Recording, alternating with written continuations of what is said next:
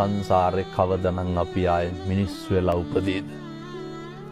මිනිස්සෙකුට ප්‍රියශීලී විදිහට කතා කරන්න පුළුවන් වෙන්නේ මිනිස්සු වෙලා ඉපදුනොත් විතරයි.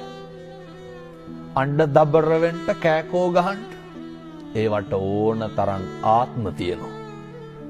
දැන් බල්ලෙක් තව බල්ලෙක් දැක්කහම මොකද කරන්නේ? අපි වගේ කොහෙද යන්නේ කියලා අහනවද? බුරාගෙන පනිනවා.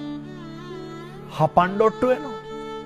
මට කියන්න සත්ව ලෝකයේ තුල සතෙක් තවත් සතෙකුට බය නැතුව ඉන්නේ මොන සතාද?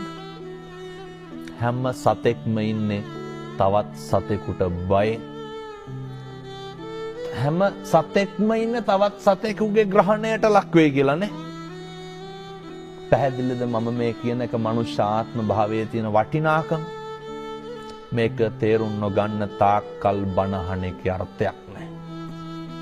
කෙනෙකුට දෙන්න පුළුවන් දෙයකට තියෙන්නේ වතුර වීදුරුවක් නම් ඒක බොහොම ගෞරවයෙන් දෙන්න. ඒක බොහොම ඕනෑකමින් දෙන්න. මෙහෙම දේශනා කරන්නට හේතුව තමයි පින්නතුනේ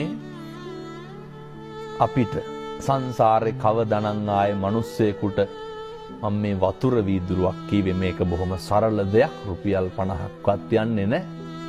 කවදානම් ආයේ කෙනෙකුට වතුර ටිකක් දෙන්න.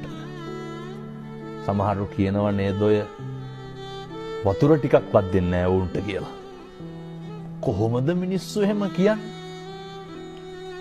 ඒ වැරදි අඩු පහඩු වෙන එක ඒ මිනිස්සුන්ගේ වැඩක්. හැබැයි සත්පුරුෂෝ විදිහට හැසිරෙන එක කාගේ වැඩක්ද? ඒක අපේ වැඩක්.